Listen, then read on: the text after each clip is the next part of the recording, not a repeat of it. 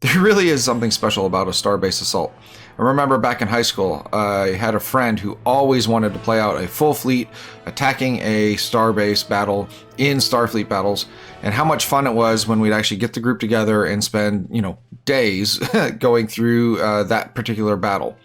Of course, when you're playing Federation Empire, you have lots of battles at bases to take care of, and you don't have days to get through them. Unfortunately, they don't take nearly as long, although they are still fairly involved exercises. And that's what today's update is all about, battles at bases. So let's get into it. So the first major change that comes with adding in a Starbase battle is, of course, the option to do the approach battle. Now, with the first round of combat, as you know, you're required to offer an approach battle as the attacker. So you can see here that's already doing this, and now it's giving me as the defender here the option to choose to accept that or not, and we're going to go ahead and say yes. So we'll jump straight into the actual approach battle. Of course, the rest of the actual initial setup is exactly the same. So getting your carrier groups set up the way that you want, deciding on command points, and then building out your battle force. You'll note here, if I pop this up here for our defenders that have got the base, my fighters have launched from the Starbase, so I can actually use them in the battle if I want. A couple other changes that I made. Now it does give you an indication of what round of combat you're on, what type of battle you're in. So in this case, we're doing an approach battle, and it's we haven't had any approach battles yet. And as was mentioned as a recommendation in one of the earlier videos about keeping track of drone costs as I move through. So let's go ahead and I will set up our two fleets, and we will handle this approach battle real quick.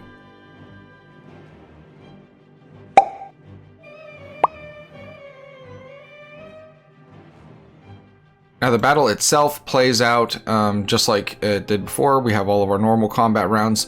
The only thing that is going to be a little bit different is being able to do SIDS damage to the bases. Of course, now we're in an approach battle, so I won't actually see that yet. What I need to do as the coalition player, of course, is cause enough damage to be able to force a battle at the base, which I have done in this case, since obviously the coalition has caused twice as much damage as the Federation. So now that the first combat round is over, the Klingons, since they did score enough damage points, have the option to have the battle at the base, or they could still keep it as an approach battle. So this time we are not going to offer an approach battle. We're going to choose to not retreat.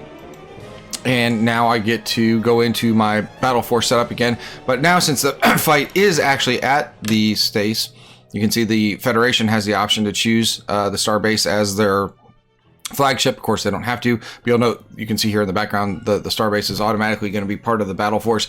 If I choose it as my flagship, it's just going to put a little B there to let me know that, yep, the base is serving as the flagship. And then I can build out my battle force as normal. Of course, you can see we did use up some of our drone costs last turn, and that's now reflected here.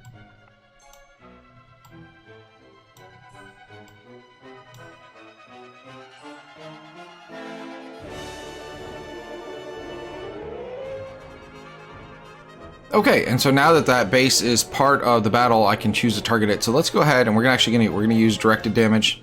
And we will go ahead and use our Mauler. It doesn't matter, we'll pick that Mauler, and we'll target the Starbase. And I can see here that, yep, I can inflict a SID step for 9 points. Of course, if I didn't have a Mauler, it would have cost 18 to do that. So I'm going to go ahead and say, yep, I want to do that SID step. And you can see now it's added this little exclamation mark on there. So I know that, one SID step has been done on that Starbase. And if I roll into now doing normal damage allocation as the base owning player, when I choose that base, I can choose whether or not I'm taking a SID step on it, I'm just damaging the base outright, or I'm going to kill some of its fighters. So here, if I take another SID step, of course, as a Starbase, a SID step's only worth 4.5. So let's go ahead and we'll just take 2 of those.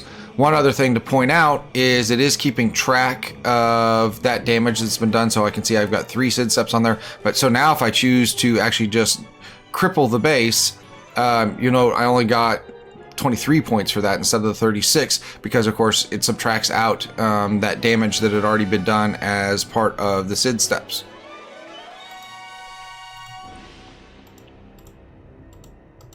last thing to point out on that is with retreat, of course, it won't actually let the base itself retreat. So here, if I choose as the Federation that I want to retreat, I do still have a Starbase, but of course I can see that it's not going to be one of the units that's actually retreating now. So if we roll into the next round of combat, I can choose that, yep, I don't want to do that approach battle. And now, you know, I just have a base here. There is one minor defect that I need to address, that it's still showing this carrier group, even though the carrier group is not there. And one other thing to point out, that all of this does work for small scale combat as well. So if I move in these 3 little ships on this battle station, I can choose to go into small scale combat. So again, I'm gonna not withdraw. I'm not gonna do a approach battle. We're not going to use any command points. And then now, yep, again, since I have the option, since I only have 3 ships and he has only got 1, if I want to force small scale combat, we can, and everything works just like it should, except of course now instead of doing damage points, I'm going to be doing casualties, and I can take casualties as a SID step instead of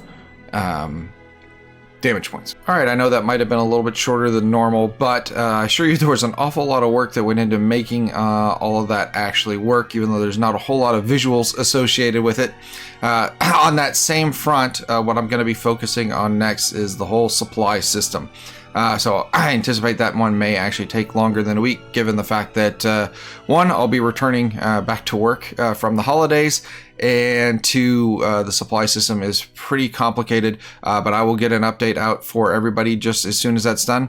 As always, I would greatly appreciate it if you gave a like, and if you haven't yet subscribed, that would be awesome. Thanks, and have a great day.